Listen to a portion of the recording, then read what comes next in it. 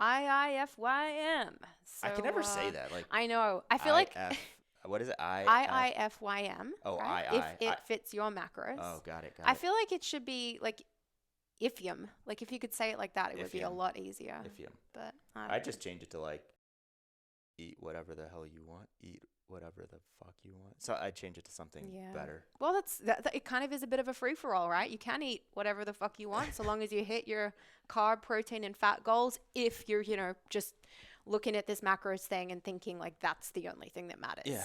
And again, with every one of these, diet protocols we talk about, it comes down to how are you applying it and is it, relevant to you and your goals. Yep.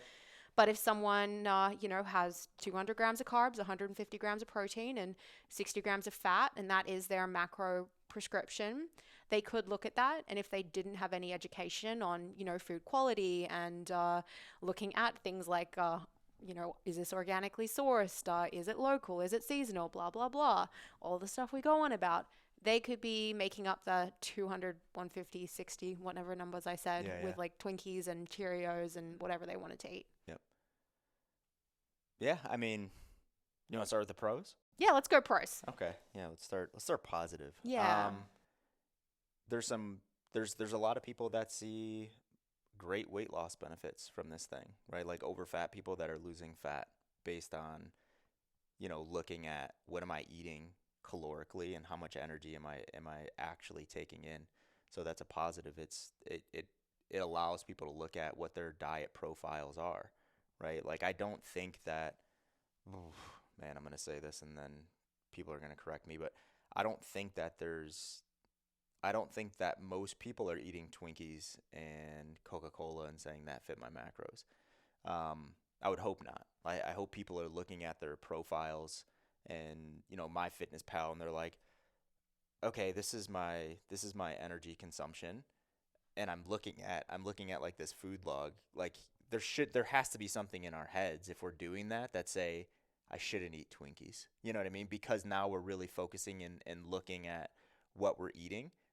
So there's an awareness that's being created. So I hope that with that awareness, people are also thinking, okay, where is the source coming from? And because a lot of the time, I think what most people assume is like people are going out and eating like KFC, right? But it's like if you're tracking your macros, KFC is probably not going to fit in your macros, right? It's like you're going to eat like the chicken meal thing and you're going to hit 100 grams of carbs or 100 grams of fat in that meal. So it's like that's probably not going to work for you.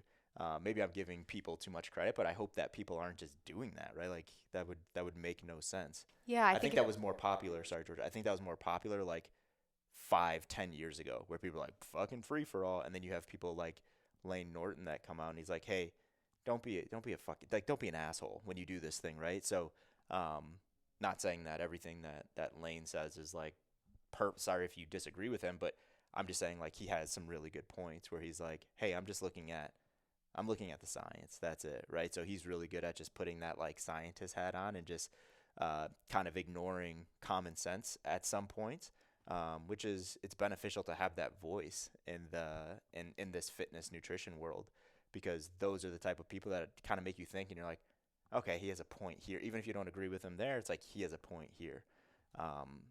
So yeah, I think there are some pros to it.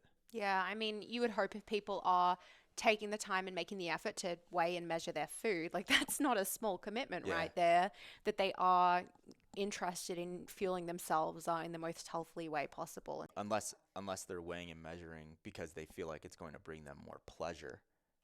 Because 10 years ago, I think we had that point where people are like, I'm eating shitty food and I feel bad about eating this shitty food. But they're like, oh, if it fits your macros thing came out, and it's like, I can still eat shitty food and not feel bad as long as I hit like these numbers. So I think those people do exist, but I just don't think, gosh, I don't know. Maybe it's because we live in a bit of a bubble, but I don't think that there's that many of them out there that are just like crushing Twinkies and Coca-Cola. My Instagram feed, that explore feed, which has all the keto recipes, would disagree Oh, with you. really? There's a lot of like junk food you can fit into your macros posts Really? that are out there on social. But I will Google search that. Can you Instagram search things? No, you have to like search by hashtag, right? Yeah. Oh, I guess I think could just you could go. just Yeah, I could just search like IIFYM, see yeah, what comes up. Your IIFYM. your algorithm's going to be screwed up though. Yeah, yeah. Ugh. Maybe I'll create a dummy account So for positives. those things. We did say we were going to hit positives first, and Yeah. you said it, like people have good weight loss benefits, and I think that comes down to just recognizing what they're eating, right? Like for the first time they have an idea of quantity, this is how many overall calories I'm getting in over the day.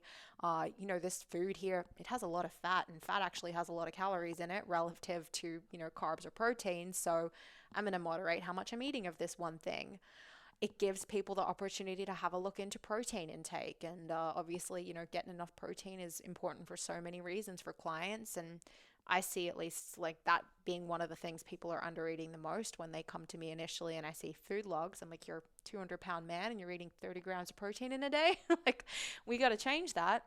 And, taking an IIFYM approach and tracking macros does give people the opportunity to see that in themselves and then adjust that, as needed. Yep. So that's positive. What else is positive? I think that's it. Yeah, quantity. It's the only thing that comes to mind. Quantity and awareness. Negatives, I mean, we already hit on food quality. Like if you abuse it and you think it's, the gospel and you don't think critically about the foods you're eating, you only think about the quantity, then you're probably going to have some negative health benefits or have some negative health outcomes that come from that. Yep. What other negatives are there? I think people just thinking about energy in and energy out. So calories in, calories out. Which is true, right? It's like we have to look at that. That's there. That's been in the literature for forever. But what people don't usually have an understanding of is what is in that calories out or energy out equation and what affects that. So I think people look at exercise as like the normal one, right? It's like, okay, there's exercise, there's NEAT, there's BMR, there's all of those things, right? But what we don't think about inside of that BMR is that there's a lot of shit that sits inside of our basal metabolic rate, right? So hormonal levels and function, that affects what our true resting metabolic rates are.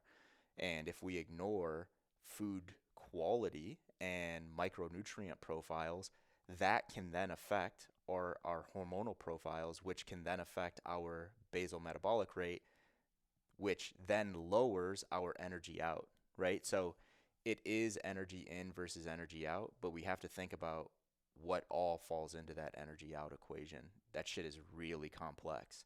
Like we can't just wear an Apple Watch and say, yeah, burn 700 calories a day and I walked 30 minutes and I just, burn based on my basal metabolic rate, now that means that I can eat 3,200 calories and still be in a caloric deficit. It's like, not so fast, right? You got to really think about what's in that equation.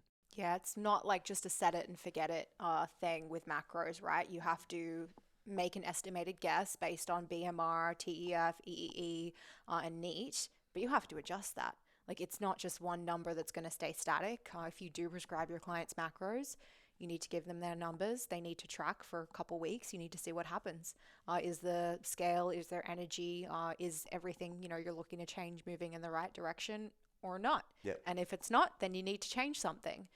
The calories in piece is tough too, right? Because food labels are wildly off from what's actually in food. People, if they're eyeballing versus like actually taking out a scale and measuring their food, we are terrible at actually knowing, how much we're eating. So you do have to be like as, precise as possible if you're trying to get a clear number. And if you're not, then, and even if you are, I should say, again, food labels are always off.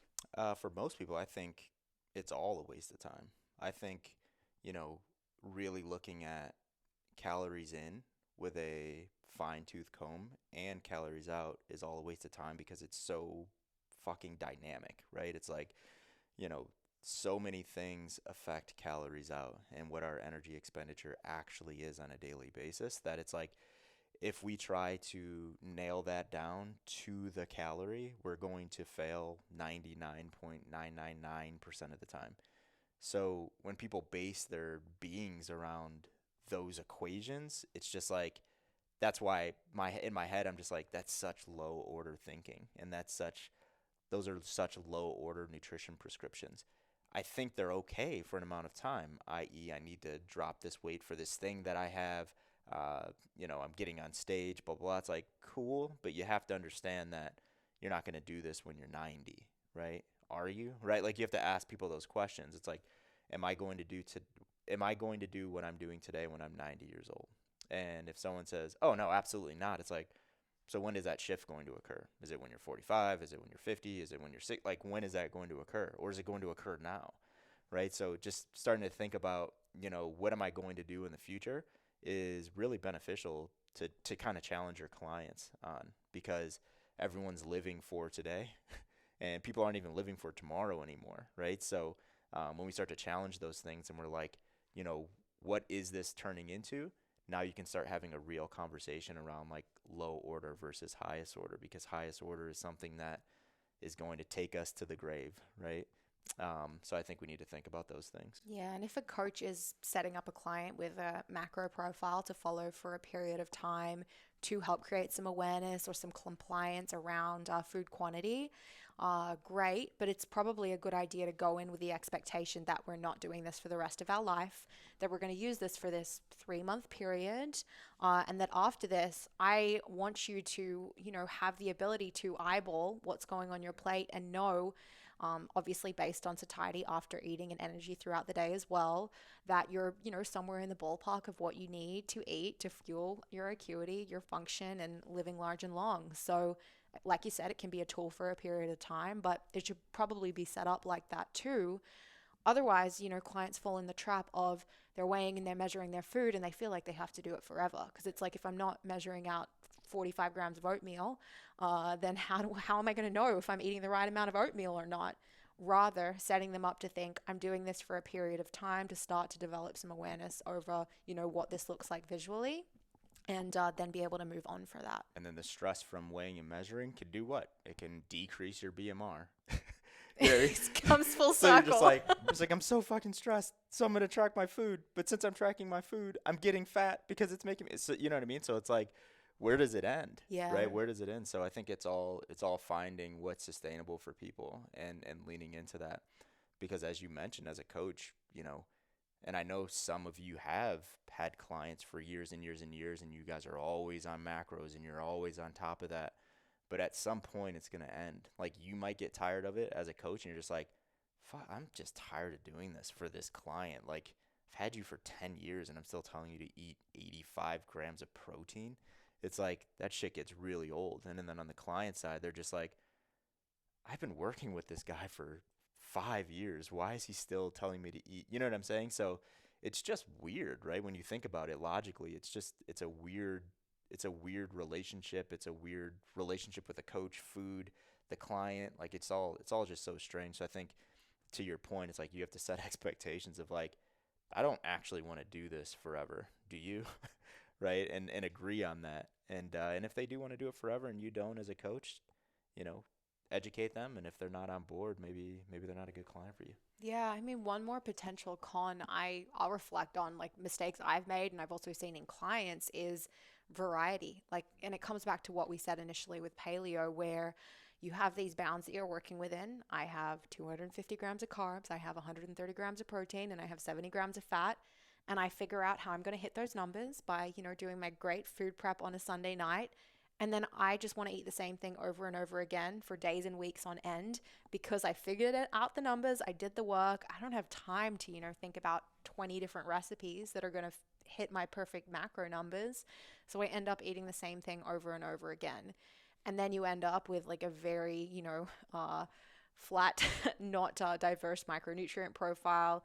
You end up, missing vitamin D for months on end because you weren't eating the foods that include that. So that would just be something I'd look for in your clients, guys. If they are giving you, a food log and you're giving them a macro prescription, are they eating the same thing over and over again? I remember having a chat with a client who was having a morning smoothie, and for like 9 months on end had the same thing in that smoothie every day, same salad for lunch, the same kind of meat and veggies for dinner.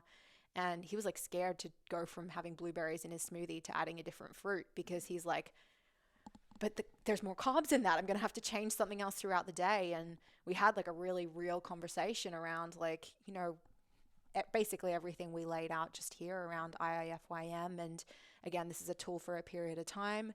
The numbers that you're seeing, they're not accurate. What you're burning, calories in, calories out, is always diverse and changing and dynamic. So just remember that, and let's start to eat just a little bit more intuitively.